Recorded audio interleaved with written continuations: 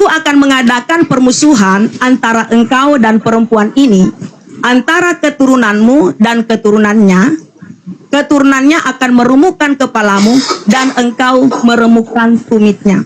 Jadi janji ini Bang, ini adalah janji pertama Tuhan sebelum Adam sebelum Adam masuk ke dalam dunia ini.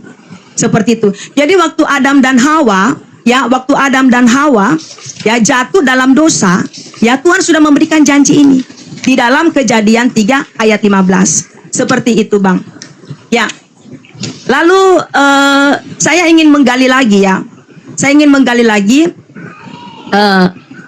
Setelah Abang melihat seperti apa yang saya sampaikan hari ini, ya, ini adalah bukan pendapat ya, tapi ini adalah keimanan saya sebagai orang yang sudah percaya kepada Yesus Kristus.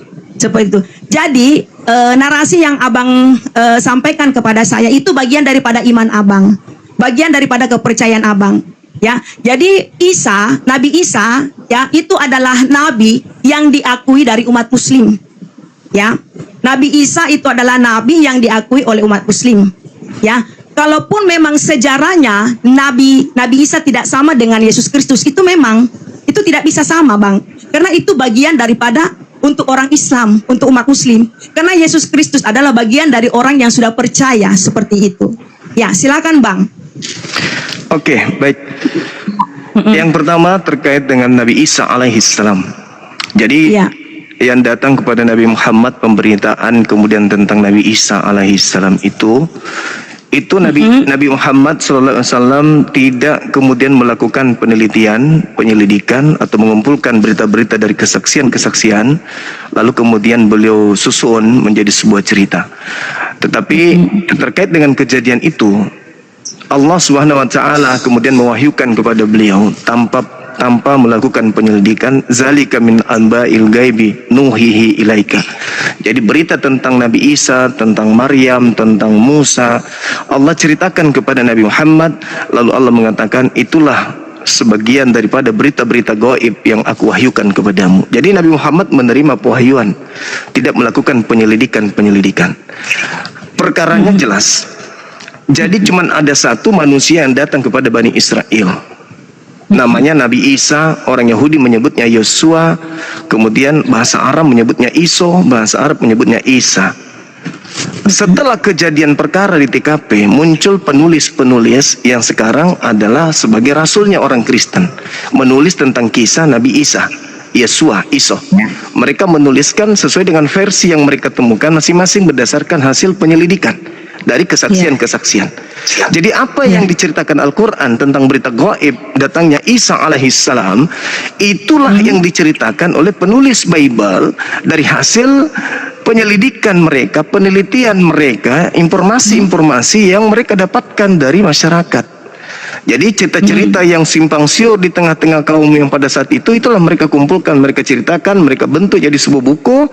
Lalu muncullah namanya Yesus yang berasal dari kata Isus, berubah menjadi Jesus, masuk ke Indonesia menjadi Yesus. Padahal itu menceritakan sosok yang sama, sosok yang satu maksud saya, yaitu Nabi Isa alaihissalam. Itu yang pertama.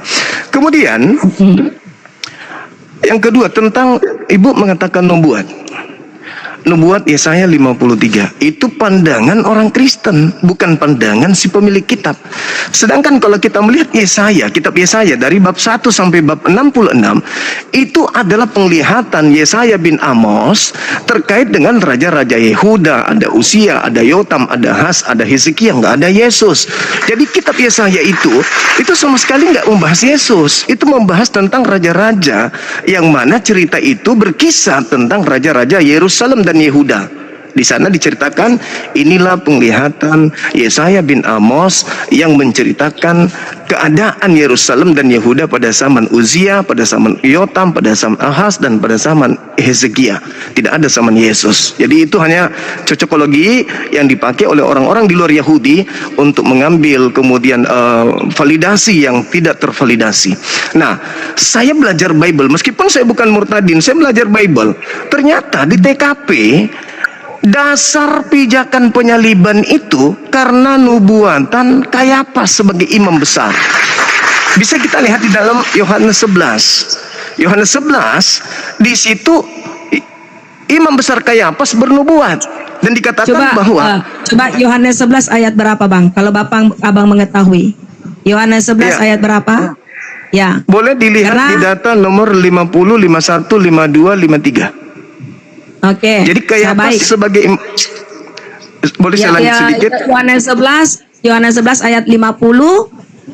Iya, 50, Iya. 51, 52, 53. Boleh saya terangkan sedikit nanti ditanggapi? Silakan. Oke. Jadi Yohanes ini ketika orang-orang banyak percaya kepada Yesus, orang Farisi mahkamah agama, imam kepala itu khawatir, gelisah mereka.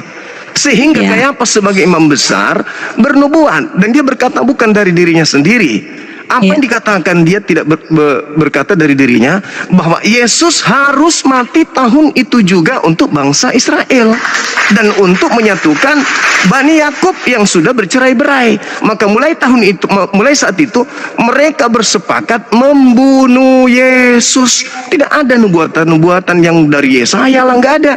Imam kepala sebagai orang yang paham kitab Tanak, mereka lah yang punya kemudian kompetensi untuk melakukan apa yang ada dalam kitab mereka. Maka karena mereka benci kepada Yesus, mereka bersepakat membunuh Yesus dengan membuat nubuat bahwa Yesus harus mati untuk bangsa Israel dan untuk menyatukan anak-anak Elohim yang sudah bercerai-berai. Jadi tidak ada untuk Kristen, tidak ada untuk Roma, nggak ada untuk Yunani, nggak ada untuk orang Indonesia.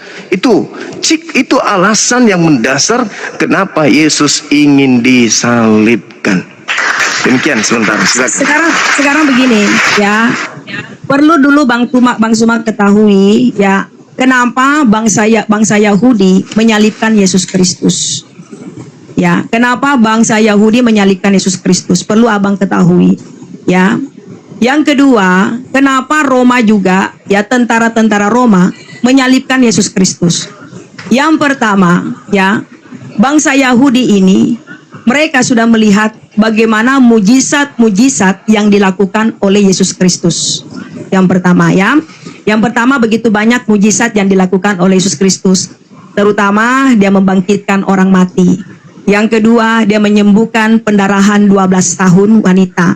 Yang ketiga, dia berjalan di atas air.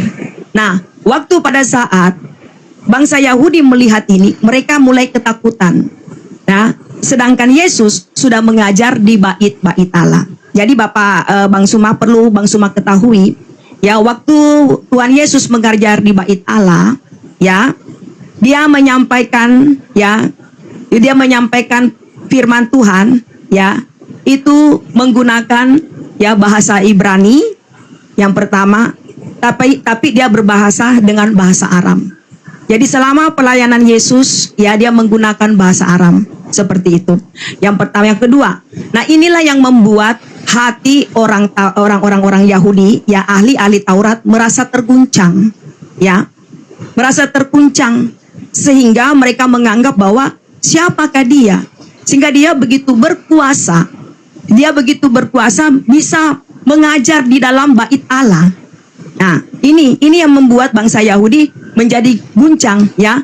Nah, kita lihat di sini, ya, di dalam Lukas 23 ayat 33. Mohon maaf, ya. Sebentar, mohon maaf.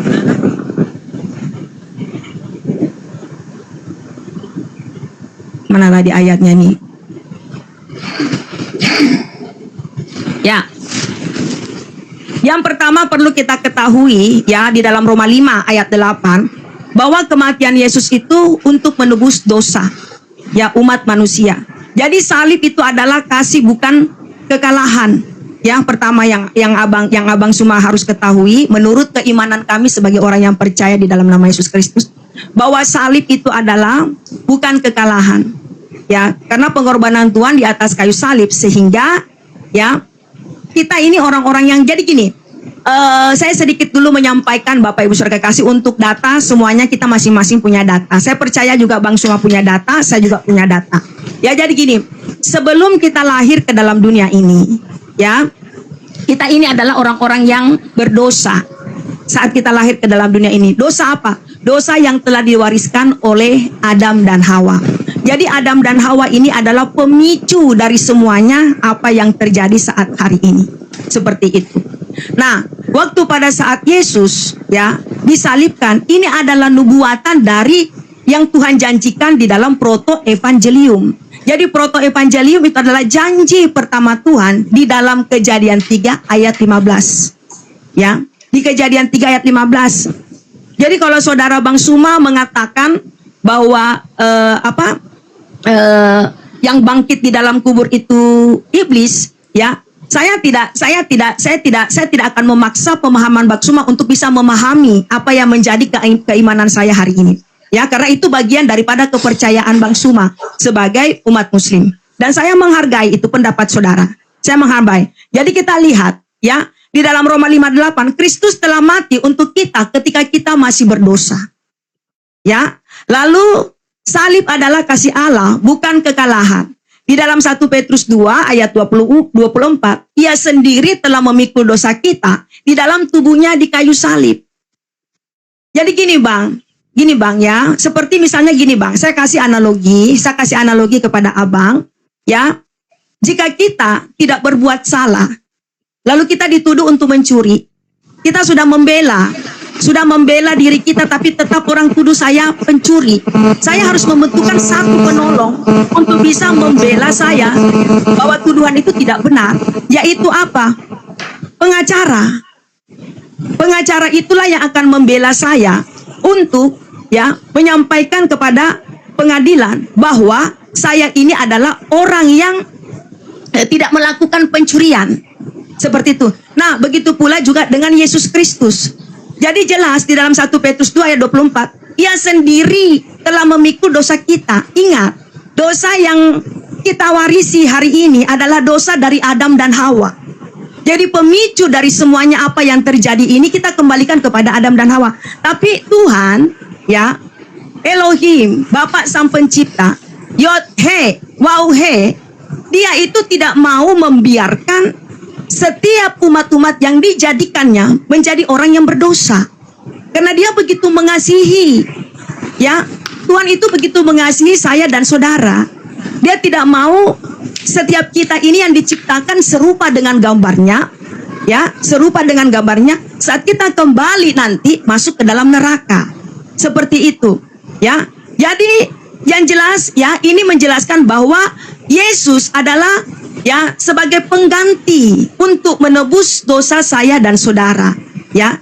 Jadi melalui karya Yesus di atas kayu salib, Dia adalah satu-satunya pengganti. Dia adalah satu-satunya pembela saya dan saudara supaya kita tidak dihukum karena dosa. Ya, ada firman Tuhan menyampaikan kepada saya dan saudara bahwa upah dosa adalah maut. Upah dosa adalah maut. Jadi setiap orang yang memiliki dosa, ya, semuanya harus melalui namanya hukuman. Setiap orang yang memiliki dosa saat mati, mereka semuanya harus dihukum. Dan tidak ada pun orang bisa menebus dirinya sendiri dari dosa. Seperti itu, ya. Lalu yang kedua kita lihat salib sebagai pusat Injil. Ya, di dalam 1 Korintus 15 ayat 3, Kristus telah mati karena dosa-dosa kita sesuai dengan kitab suci. Kitab suci itu adalah kitab para nabi yang terdahulu yang sudah menubuatkan tentang penyaliban Yesus Kristus. Seperti itu, Bang. Iya. Oke. Tidak apa-apa. Bang Suma tetap berbicara menurut dengan apa pendapatnya dia. Saya juga akan menyampaikan menurut apa yang saya pahami di dalam kitab suci. Karena kita di sini diskusi hangat, teman-teman, tidak saling menghujat, tidak saling ini. Ya, silakan Bang Suma. Saya kasih kesempatan buat Bang Suma. Oke, baik. Terima kasih banyak ya, Ibu Riani. Jadi sekali lagi saya katakan bahwasanya saya juga belajar Bible dan saya pelajari, saya dalami. Ya, mungkin Ibu juga menjadi seorang murtadin karena awalnya belajar. Nah, ketika Ibu bertanya, kenapa bangsa Yahudi menyalib Yesus? Jawabannya jelas, Yohanes 4:11, nomor 45, 46, 47, 48. Karena orang-orang Yahudi itu tidak ingin bangsanya dirampas oleh orang Roma. Itu jelas itu. Apa yang harus kita lakukan dengan Yesus ini? Dia sudah terlalu banyak kemudian mempengaruhi orang-orang sehingga banyak yang percaya kepada dia. Nah, maka dikatakanlah kalau kita membiarkan Yesus seperti ini, maka orang akan semakin banyak percaya kepada dia. Dan kalau orang banyak percaya kepada dia, maka orang Rom akan datang merampas tempat suci kita dan bangsa kita. Bukan karena dosa waris. Lalu pertanyaannya lagi, kenapa kemudian orang-orang Roma menyalib Yesus? Jawabannya ada di Matius 27 nomor 18. Kata Pilatus, orang-orang ini menyerahkan Yesus untuk disalib karena dengki. Jadi orang Roma menyalib Yesus karena dengkinya orang-orang Yahudi terhadap dia, padahal dia tidak menemukan ada kesalahan. Nah, lalu kemudian jika saudara mengatakan Yesus itu menggunakan bahasa Aram, berarti yang benar Isa dong. Yang benar Isa dong. Bukan Isus, bukan Yesus, bukan Yesus dong. Kalau begitu. Nah, makanya saya katakan tadi di awal, kita sama-sama percaya bahwa ada orang yang datang, yaitu bernama Nabi Isa, Yesua, Iso, yang kemudian diceritakan di dalam Bible sesuai dengan hasil penelitian. Sedangkan apa yang saudari saya sampaikan ini sesuai dengan catatan saya di sini setelah mendengarkan, Anda membawa Roma 5 nomor 8. Roma 5 nomor 8 atau kitab Roma secara utuh di dalam Roma 1 nomor 7 itu ditulis oleh Paulus hanya untuk orang-orang yang ada di Roma, bukan untuk orang yang ada di Indonesia.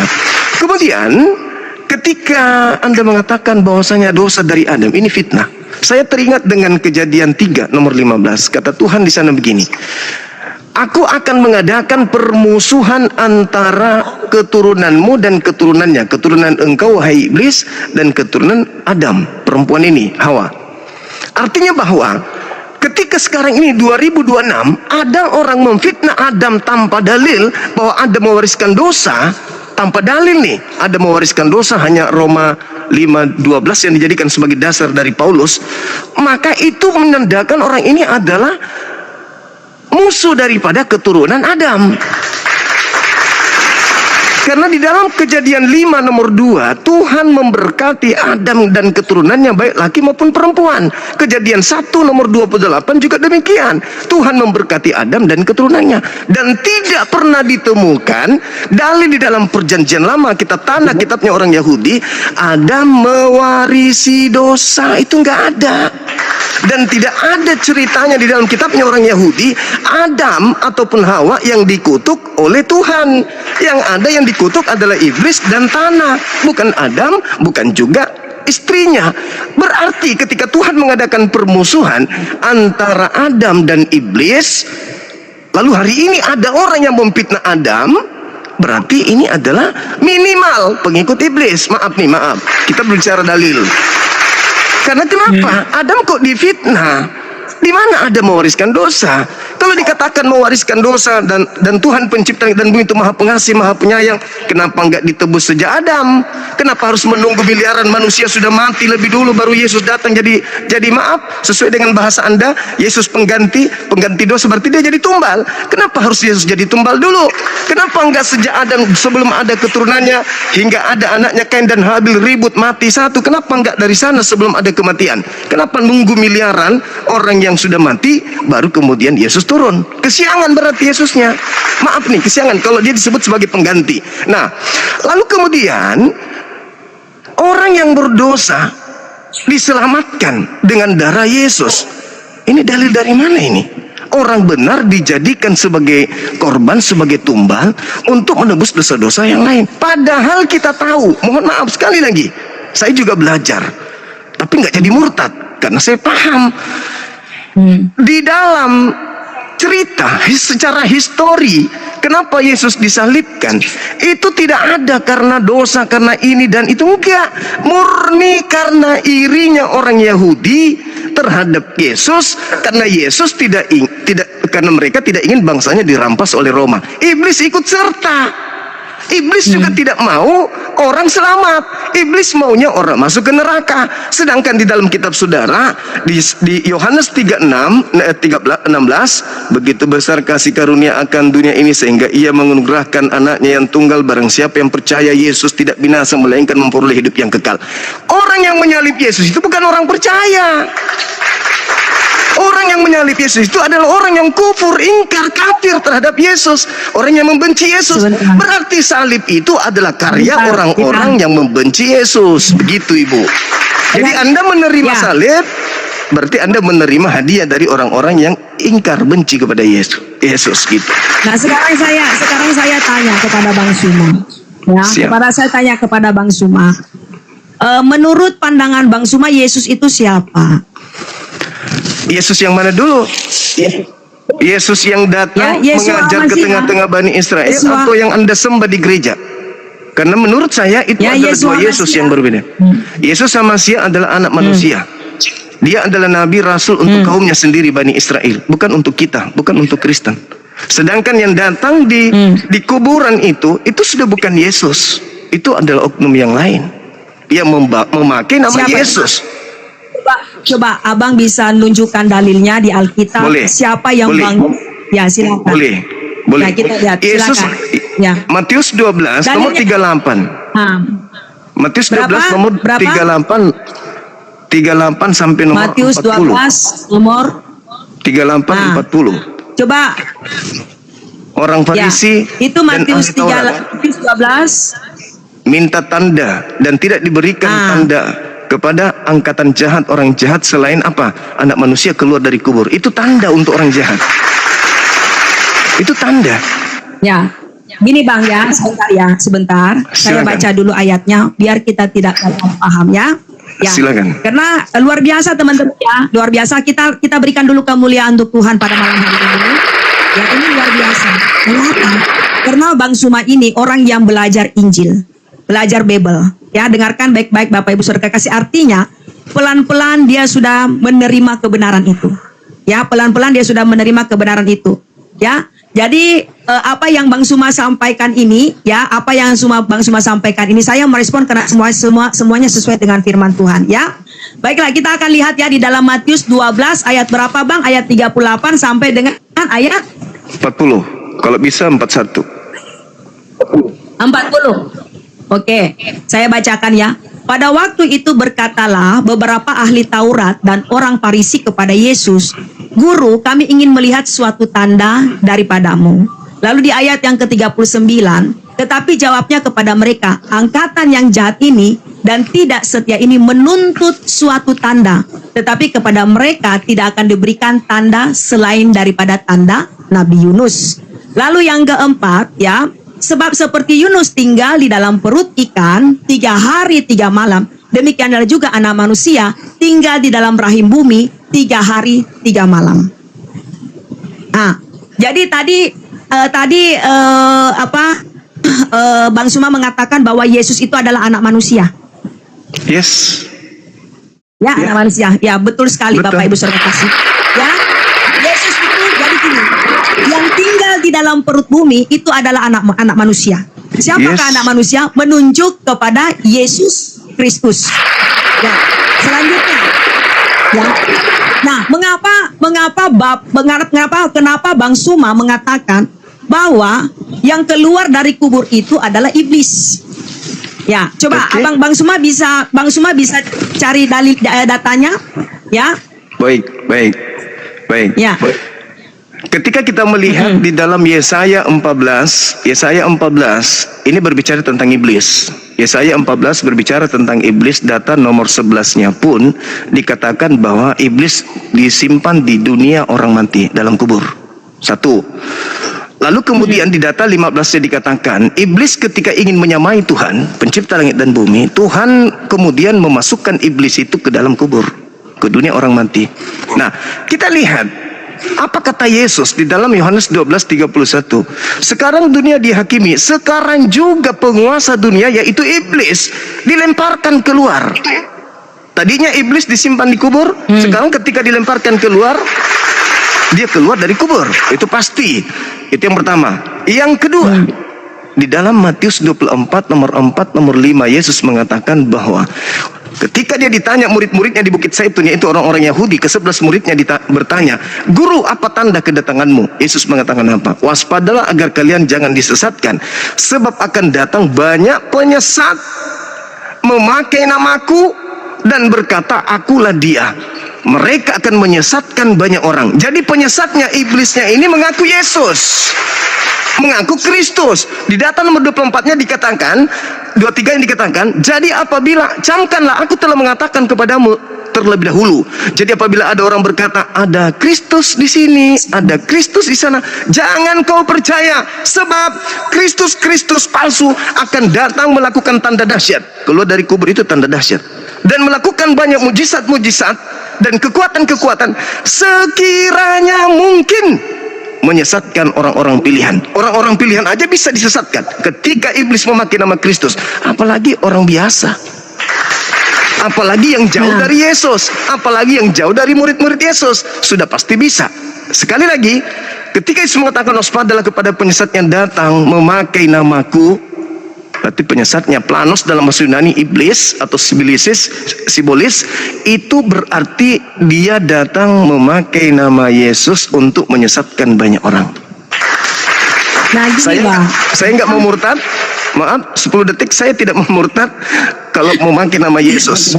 Ya, mohon maaf, karena mohon maaf. saya Saya tidak datang memakai ajak, nama Yesus gitu. Saya nggak ajak abang di sini murtad. Bukan. Maksudku, saya tidak akan murtad karena saya tahu iblis datang memakai nama Yesus. Saya tidak akan murtad. Itu aja. Ya. Silakan.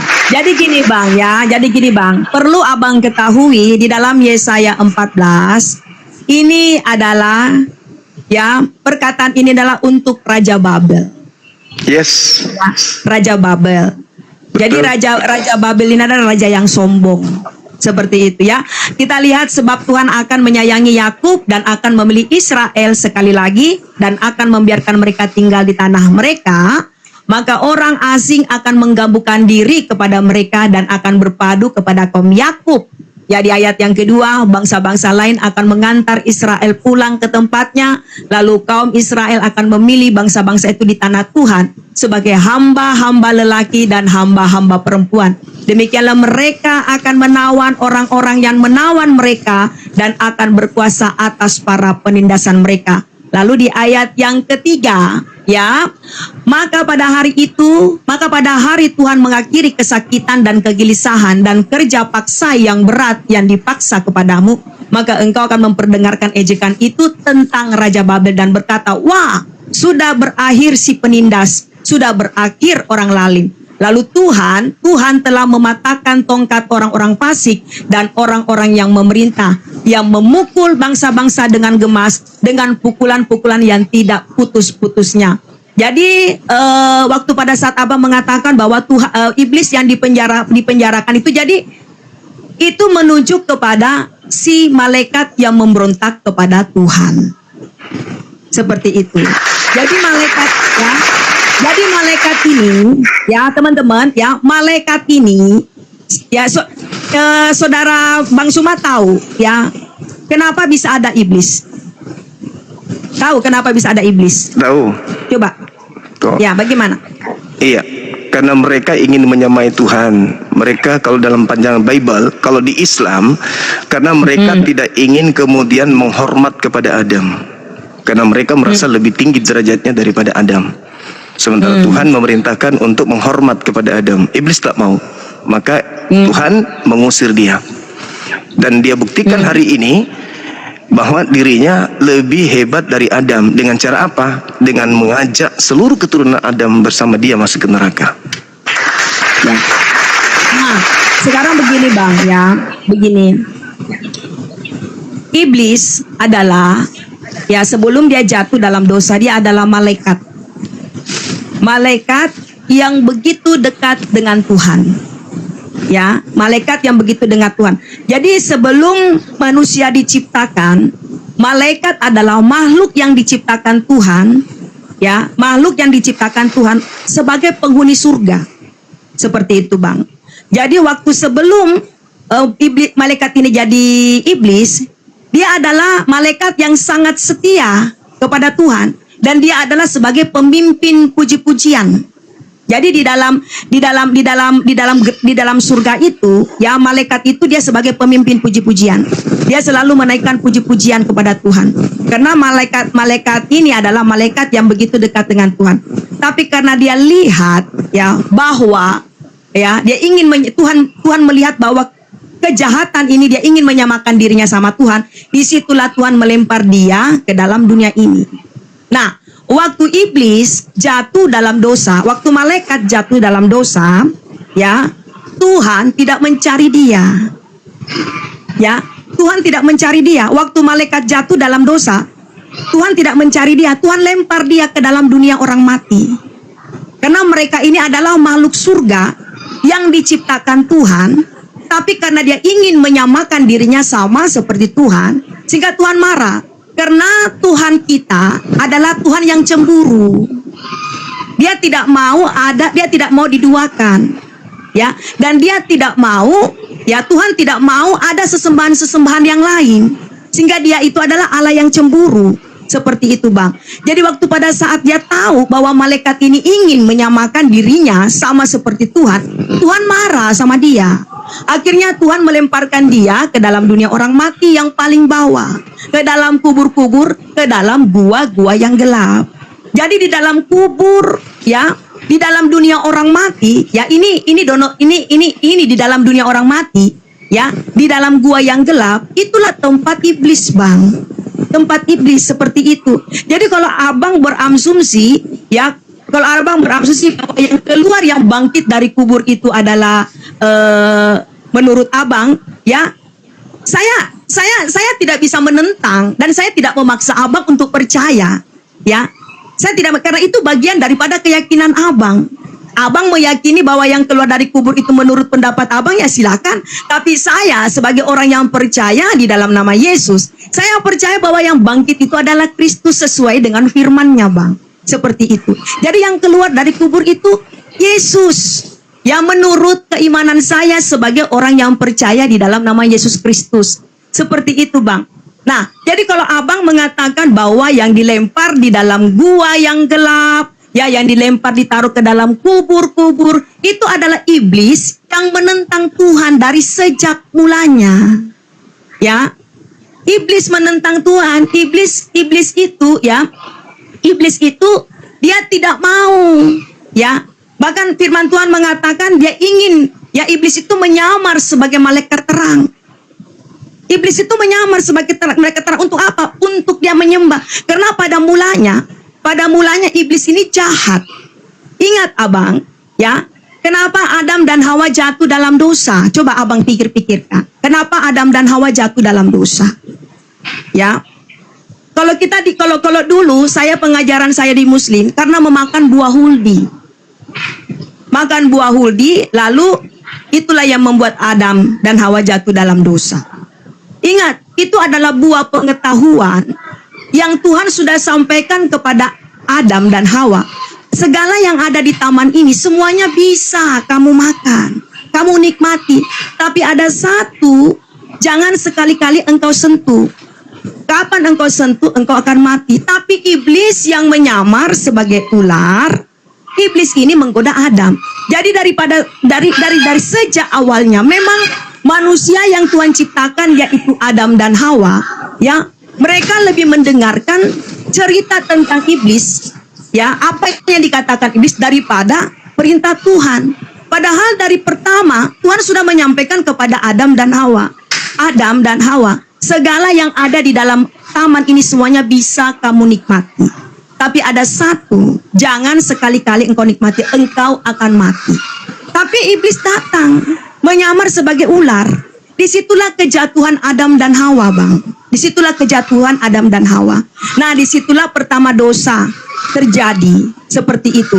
Nah, dosa ini, ya, waktu pada saat Tuhan tahu bahwa Adam dan Hawa ini jatuh dalam dosa, Tuhan tidak membiarkan Adam dan Hawa itu tinggal di dalam taman tersebut. Karena apa? Mereka sudah melanggar titah Tuhan. Sehingga Tuhan, ya, menyuruh dia keluar dari taman tersebut. Seperti itu, Bang. Nah, disitulah dosa itu mulai lahir sampai hari ini. Jadi gini, dosa yang Adam wariskan kepada seluruh bangsa yang ada di dalam dunia ini, bukan dosa apa? Natur dosa, kehendak, kemauan, keinginan, itulah keadaan manusia sesungguhnya. Jadi manusia itu memiliki keinginan, kehendak, memiliki hawa nafsu apa? Itulah keadaan, itulah sesungguhnya itu yang diwariskan Adam sampai kita pada hari ini. Nah, itulah Yesus datang ke dalam dunia ini untuk menebus kita semuanya dari apa yang telah Adam perbuat di masa lampau. Seperti itu, Bang. Oke. Ya, Jadi silakan, sedikit Bang. sedikit saya menanggapi terkait kita bertukar. Iya, benar ya. Iya, sedikit saya menanggapi terkait tuduhan-tuduhan kepada Adam alaihissalam, baik itu yang diambil dari perspektif pemahaman tentang Islam maupun agama yang baru dari saudari kita ini. Jadi kita harus tahu bahwa sebelum Adam dicipta bukan untuk menempati Eden. Adam dicipta untuk menempati bumi. Baiklah kami menciptakan manusia serupa dengan gambar kami untuk menjadi pemimpin, menjadi khalifah di bumi, agar berkuasa di laut, di darat, di udara. Berarti dia harus turun ke bumi memang, dan dia harus punya ilmu. Nah, sedangkan sebelum Adam makan buah pengetahuan, untuk sekedar tahu dirinya telanjang atau tidak, itu Adam nggak tahu. Bagaimana mau jadi pemimpin? Dia nggak tahu dirinya telanjang kok. Gimana dia mau jadi pemimpin di bumi? Gimana dia mau naklukkan laut, daratan, udara? Bagaimana mau bikin pesawat? Bagaimana bikin kapal laut? Bagaimana bisa bikin mobil? Kalau telanjang aja dia nggak tahu. Maka sejatinya begitu ada makan buah pengetahuan, harusnya beliau itu kita sanjung. Kita puji dia karena dialah sampai kita diwariskan ilmu pengetahuan, bukan dosa. Jadi yang diwariskan Adam itu ada ilmu pengetahuan. Itu pemahaman Abang. Iya, itu pemahaman Abang. Saya respon. Ya, silakan. Ya, jadi yang diwariskan Adam itu adalah ilmu pengetahuan, bukan dosa. Kalau dosa itu tinggal bertobat, dah selesai. Tidak ada harus tumbal dan seterusnya, nggak ada. Itu cuma ajaran orang yang di luar daripada orang-orang Yahudi. Kan orang Yahudi yang punya kitab, mereka nggak memahami hal seperti itu. Nah, satu hal, ketika Adam makan buah pengetahuan, dia lantas tahu dirinya dalam keadaan telanjang. Artinya dia sudah tahu malu. Nah, sedangkan sebelumnya dia nggak tahu apa-apa. Sementara dia dicipta untuk di bumi jadi pemimpin. Bagaimana mau jadi pemimpin kalau ada orang, maaf nih, orang gila? Ada nggak orang gila itu tahu dirinya telanjang? Nggak tahu. Kera tahu nggak dirinya telanjang? Nggak tahu. Bisa nggak mereka orang gila dan kera ini jadi pemimpin di bumi ini? Nggak bisa. Bisa bikin mobil? Nggak bisa. Pesawat apalagi? Nggak bisa. Maka Adam harus mewariskan ilmu pengetahuan, kemampuan berpikir kepada keturunannya. Jadi harusnya kalau di Islam kami berterima kasih kepada Nabi Adam alaihissalam, maka kami keturunannya. Tapi kalau Adam mencoba-coba untuk memfitnah Adam, itu tanda tanya, ini keturunan Adam atau keturunan Adam yang sudah kerasukan setan. Karena katanya di Kejadian 3:15, aku akan mengadakan permusuhan. Nah, itu yang pertama. Terus yang kedua, saya tidak ingin terlalu jauh. Ketika dikatakan ada yang keluar dari kubur, Anda katakan itu adalah Yesus. Tepat itu. Saya akui iya, memang Yesus. Tetapi ada tetapinya. Ada tetapinya. Karena kata Yesus, waspadalah kepada penyesat yang datang kepadamu memakai namaku. Berarti ketika ada orang yang keluar dari kubur memakai nama Yesus, ya saya katakan itu sah. Jangan ragukan, itu Yesus. Tetapi tanya Paulus, siapa yang datang kepadamu? Nah, Paulus mengatakan dalam Galatia 1 nomor 1, aku adalah rasul, menjadi rasul bukan karena manusia. Aku menjadi rasul tetapi karena Yesus. Yesus bukan manusia katanya. Di 11 dan nomor 12-nya dikatakan, aku menerima Injil, bukan manusia mengajari aku Injil. Bukan aku terima Injil ini dari manusia, tetapi dari Yesus Kristus. Berarti yang datang kepada Paulus bukan anak Maria, bukan anak manusia, tetapi memakai nama Yesus. Siapa yang kata Yesus tadi memakai namanya bukan manusia? Ya penyesat. Yang datang kepada Paulus bukan manusia, tapi memakai nama Yesus. Itu yang pertama. Kemudian kembali kepada Yesaya 14. Terima kasih, Anda sudah mengakui bahwa iblis itu dilemparkan ke dalam kubur, dunia orang mati. Berarti ketika iblis keluar bukan dari apartemen, bukan keluar dari mall, tapi keluar dari kubur. Maka tema kita terjawab. Anda sudah mengakui iblis keluar, iblis dilemparkan masuk ke kubur. Ketika dia keluar dari kubur dong. Dan memang Yesus mengatakan itu di dalam Yohanes 12:31, waspadalah. Sekarang saatnya dunia dihakimi, sekarang juga iblis sudah akan dilemparkan keluar. Sekarang juga iblis dilemparkan keluar. Sekarang itu berarti di abad pertama. Dilemparkan dari mana? Tadi kita sepakat dikubur, berarti keluar dari kubur. Ini yang harus diakui oleh Ibu Riani, bahwasanya iblisnya keluar dari kubur. Nah, kalau begitu, coba Ibu lihat di dalam Yohanes 13 nomor 1. Di situ ditulis oleh penulis Yohanes bahwa sebelum hari Paskah, Yesus sudah mengetahui bahwa sudah tiba saatnya dia berpindah dari dunia ke Bapa. Sebelum Paskah. Sebelum Siapa itu Paskah. Bapak? Siapa itu Bapak? Tuhan yang disembah oleh Bani Israel. Mereka menyebutnya Abi atau Bapa atau Tuhan Elohim. Kenapa dikatakan Bapa bagi mereka? Baca Amsal 3:11-12. Karena Elohim bagi mereka adalah pendidik seibarat ayah yang mendidik anaknya. Bukan Bapa dalam jasmani.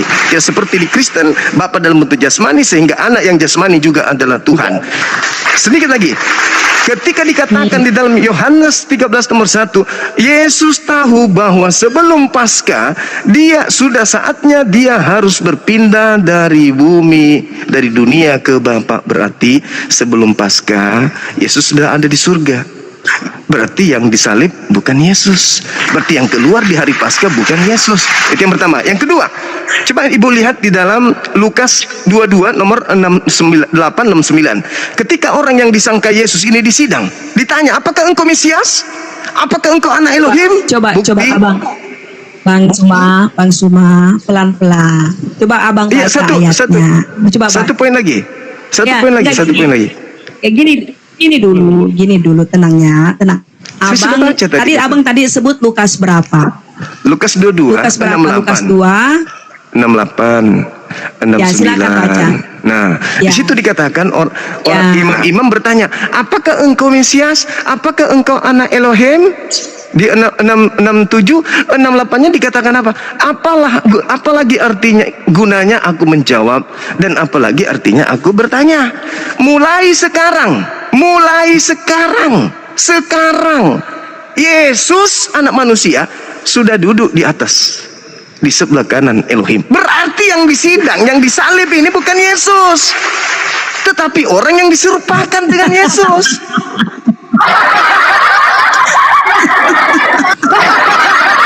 Coba ulangi Bang, abang coba bisa ulang ayatnya di dalam Lukas 22 ayat 67 sampai 68. Saya ingin dengarkan lagi Bang. Coba. Ya, intinya di dalil itu imam-imam bertanya kepada dia, apakah engkau Mesias? Baca dong. Saya sudah hafal itu Ibu. Intinya seperti itu. Ya, silakan. Apakah kita engkau mulai dari 67 dulu. Apakah Mulai engkau 67, ya, silakan. Mesias? Sabar Ibu, sabar. Jangan ganggu. Nanti Ibu baca, itu kewajiban Anda, itu kitab Anda. Tenang. Teman-teman tenang di bawah ya, tenang. Kenapa? Anda tinggal luruskan kalau saya salah. Ya. Mulai panik dia teman. Enggak, sayang, menutupi Sesuai- kepanikan dengan cara sesuai. kayak gini. Mulai panik. Saya mulai tidak panik. Saya mulai tidak panik. panik ya. Mulai Tapi panik ya. coba ulangi. Mulai panik Ayat Ibu ini. 67 sampai dengan 68. Coba. Ibu silakan. mengajarin saya Silakan, Bible. 67 sampai 68, silakan. Ibu mau ngajarin saya Bible. Ya, Ibu abang malu kan ya, tadi malu menyampaikan ya, dalilnya. malu kayaknya Ya, orang. abang sudah Malu belajar dia. Bible.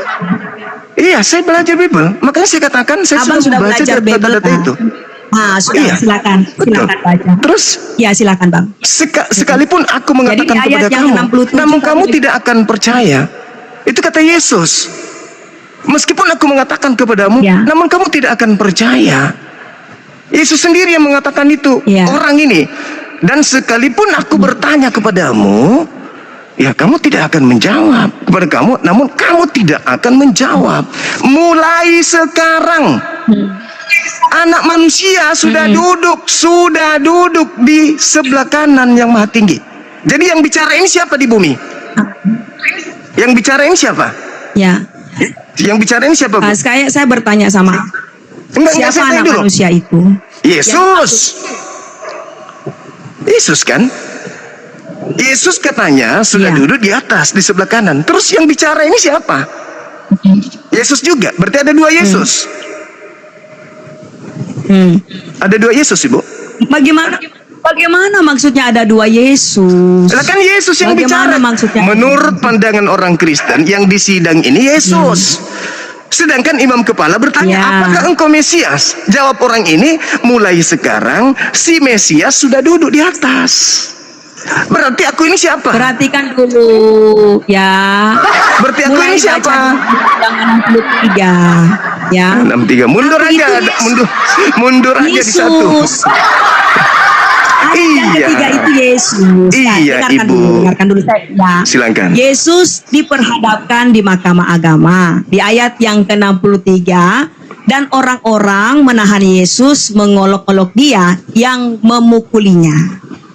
Ya, jadi yang diperhadapkan di Mahkamah Agama ini siapa? Bukan Yesus. Pengantar tulisan Anda, kitab Anda, Lukas itu ditulis tahun berapa? Lukas ditulis setelah kejadian. Baca dulu dari ayat-ayat dari atas.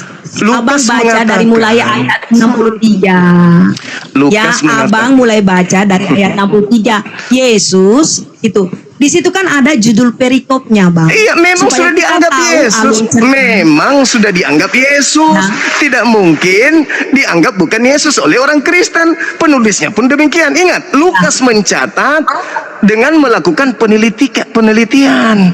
Bukan saksi mata Lukas ini. Dia melakukan penelitian dan tulisannya itu dituliskan di atas tahun 50. Berarti sudah 30 tahun, 20 tahunan lebih sudah kejadian baru dia menulis dari hasil penelitian. Jadi orang yang dikira Yesus ya ditulis Yesus lah di situ. Jadi kita kembali. Nah, jadi kita kembali ke ayat yang ke-68. Ayat yang ke-68. Ya, dari Apa yang ayat dikatakan? 67 tadi kan Abang membahas tadi ini ya. Katanya, jikalau engkau adalah Mesias, katakanlah kepada kami. Ya. Jawab Yesus. Jawab Yesus. Sekalipun aku mengatakannya kepada kamu, namun kamu tidak akan percaya. Jadi Mahkamah Agama ini, Mahkamah Agama ini dia ingin membuktikan, kalau memang kamu Mesias, bilang kalau kamu Mesias. Oke, seperti kita itu. kaji itu ya. Tetapi Yesus tidak mau menyampaikan. Ya, gini bang, biar tidak kita gagal paham dengan ayat ini, saya akan membacakan dari mulai ayat yang pertama, ya bang ya. Yesus dihadapkan dari nomor 1. Mahkamah Agama. Yesus. Dari nomor 1 Anda mau baca? Dari Yesus, dari Lukas 22 ayat 63 sampai kita mentok ke ayat 68. Oke. Boleh, silakan. 69. Jangan, tenang aja. Ya, boleh sampai 69, boleh nggak apa-apa. Ya, di sini Yesus dihadapkan Mahkamah Agama ayat 63, dan orang-orang yang menahan Yesus mengolok-olok dia dan memukulinya. Di ayat yang ke-64, mereka menutupi mukanya dan bertanya, cobalah katakan siapa yang memukul engkau. Lalu di ayat yang ke-65, dan banyak lagi hujatan yang diucapkan mereka kepadanya. Nya itu menunjuk kepada Yesus, oknum yang pertama di ayat 63, dan orang-orang yang menahan Yesus. Itu ya. Lalu yang ke ayat-ayat yang ke-65, dan banyak lagi hujatan yang diucapkan mereka kepadanya. Nya itu menunjuk kepada di ayat yang ke-63. Dan setelah hari siang berkumpullah sidang para tua-tua bangsa Yahudi dan imam-imam kepala ahli Taurat. Lalu mereka menghadapkan dia ke Mahkamah Agama.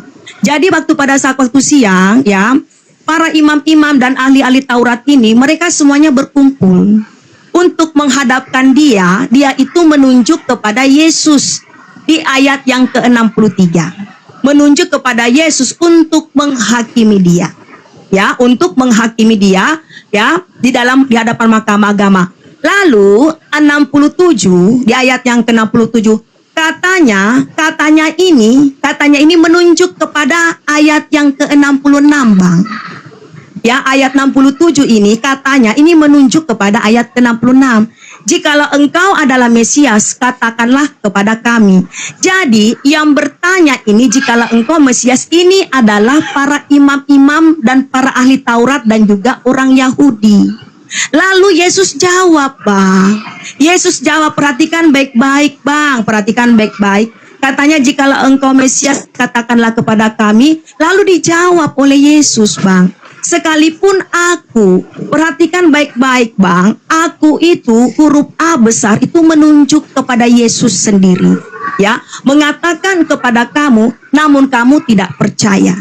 Ya, lalu di ayat yang ke-68, dan sekalipun aku itu menunjuk kepada Yesus yang hendak dihakimi, bertanya sesuatu kepada kamu, namun kamu tidak akan menjawab. Lalu di ayat yang ke-69, mulai sekarang anak manusia sudah duduk di sebelah kanan Allah yang maha kuasa. Lalu di ayat yang ke-70, kata mereka semua, kalau begitu engkau ini anak Allah. Perhatikan di ayat yang ke-70, Bang.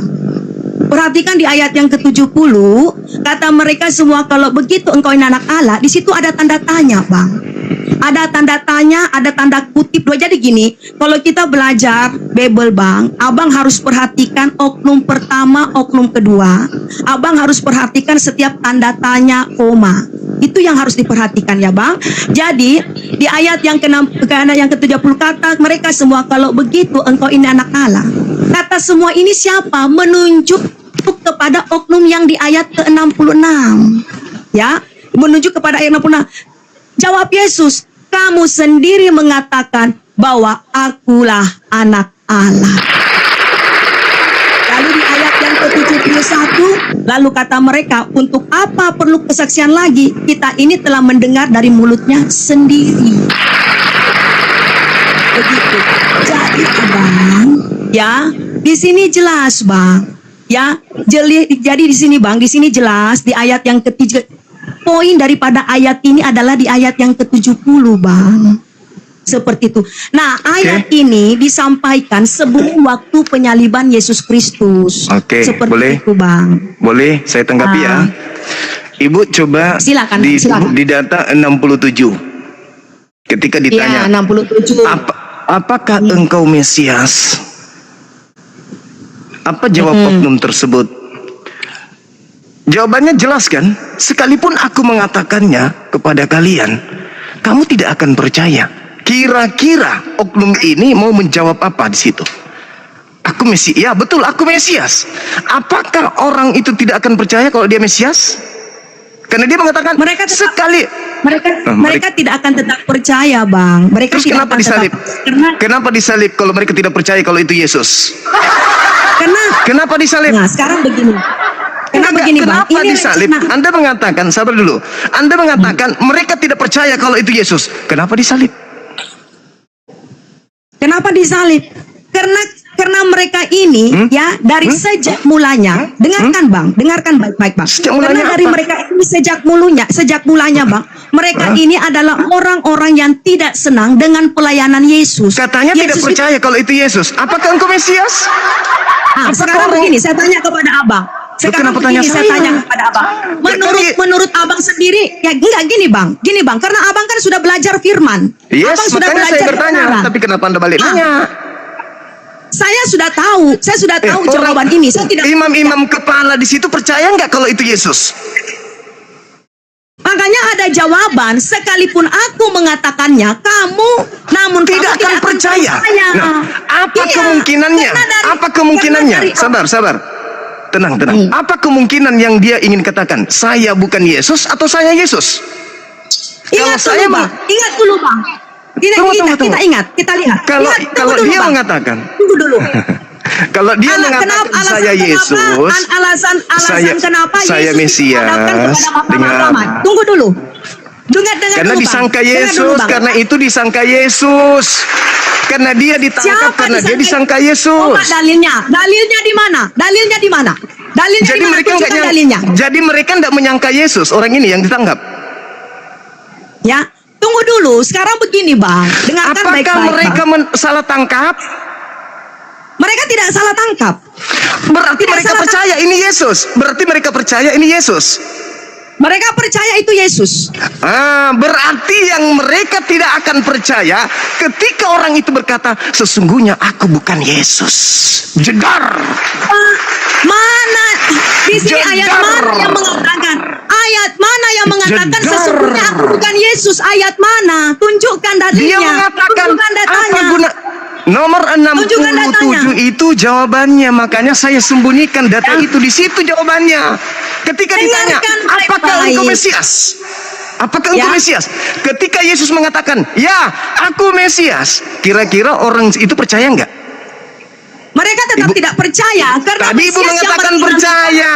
Tadi Ibu mengatakan Dengarkan percaya. begini. Sekarang Dengarkan tidak begini. percaya. Mana yang betul? Mana yang betul?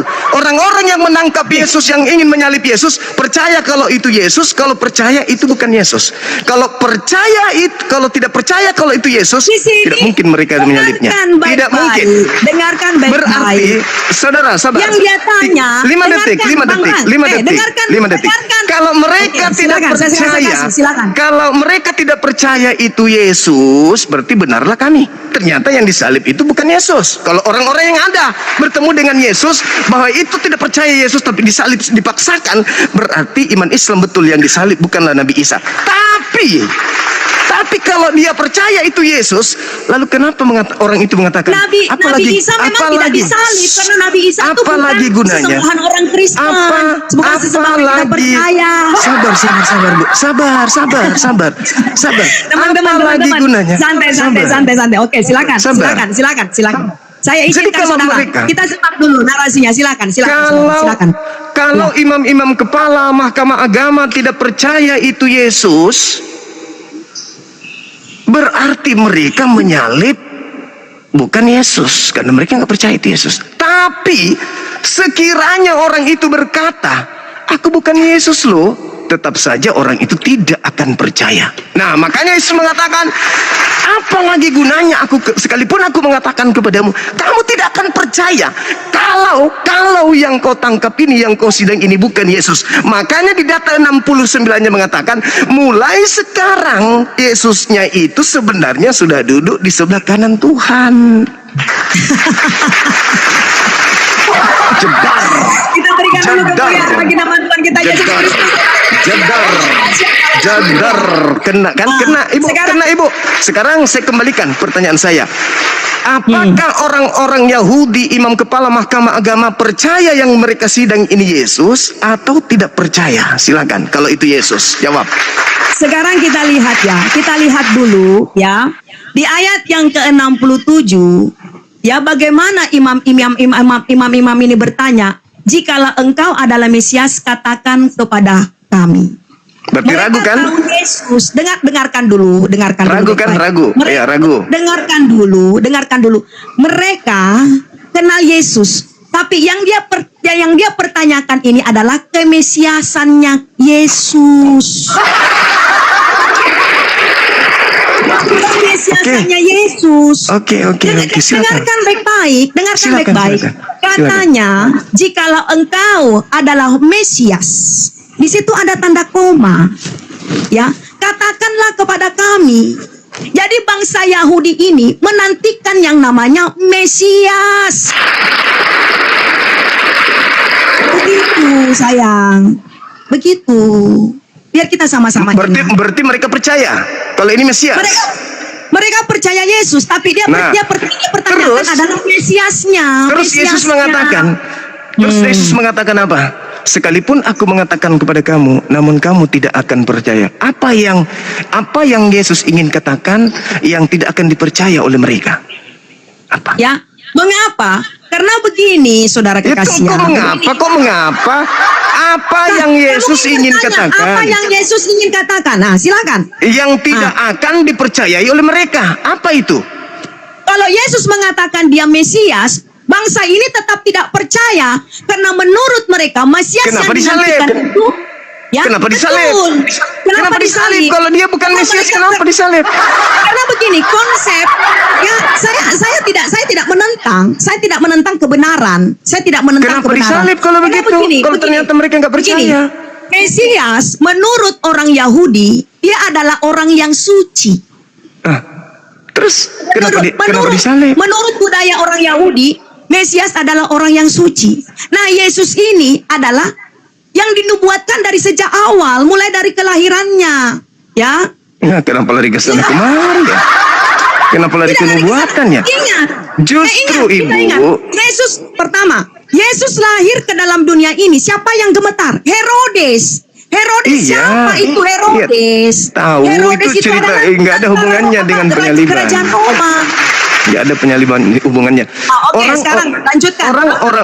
Orang-orang Yahudi justru karena dia percaya, makanya dia berusaha untuk menyalib Yesus. Coba Anda baca Yohanes 11, 45, 46, 47, 48 yang saya katakan tadi. Banyak orang yang melawat Maria, melihat apa yang dilakukan oleh Yesus dan menjadi percaya kepada Yesus. Sehingga ada di antaranya datang kepada orang Farisi dan berlapor bahwa Yesus telah banyak melakukan mujizat, lantas mereka melakukan rapat kilat pada saat itu. Apa yang harus kita lakukan? Kalau kita biarkan Yesus begini, maka akan semakin banyak orang percaya kepadanya. Dan kalau itu terjadi, maka orang Rom akan datang merampas tempat suci kita dan bangsa kita. Itu alasannya. Sehingga coba baca dulu. Ya, di situ judul perikopnya adalah persepakatan untuk membunuh Yesus. yes, karena mereka takut bangsanya dirampas oleh orang Roma. Tadi di ayat berapa tadi Abah bilang? Di ayat berapa? Ayat 45, 46, 47. Iya, silakan Anda baca. Nah, saya akan bacakan ya. Teman-teman yang ada di bawah, kita mendengarkan firman Tuhan ini ya. Ya. Di ayat 45, banyak di antara orang-orang Yahudi yang datang melawat Maria dan yang menyaksikan sendiri apa yang telah dibuat Yesus. Ya, percaya kepadanya. Ya, jadi Yesus ini melakukan satu mujizat, Bang. Ya. Lalu yang ke-46, tapi ada yang pergi kepada orang-orang Farisi dan menceritakan kepada mereka apa yang telah dibuat Yesus. Nah, lalu di ayat yang ke-47, lalu imam-imam kepala dan orang-orang Farisi memanggil mahkamah agama untuk berkumpul, dan mereka berkata, apakah yang harus kita perbuat? Sebab orang itu membuat banyak mujizat. Seperti itu. Jadi para imam-imam ini waktu mendengarkan Yesus melakukan banyak mujizat, ya imam-imam ini mulai ketakutan, Bang. Abang storing HP-nya tuh. Oke. Jadi ya, lalu di ayat yang 48, dengarkan baik-baik ya, Bang. Ya, apabila kita biarkan dia itu menunjuk kepada Yesus, maka semua orang akan percaya kepadanya. Nya itu menunjuk kepada Kristus, Bang, Yesus. Dan orang-orang Roma akan datang dan akan merampas tempat suci kita serta bangsa kita. Ya. Itulah alasannya Lalu di Yesus ayat disalib. yang ke-49, ya betul, itulah alasan Yesus disalib. Bukan karena dosa waris. Ya, Bukan jadi karena dosa dengarkan. waris.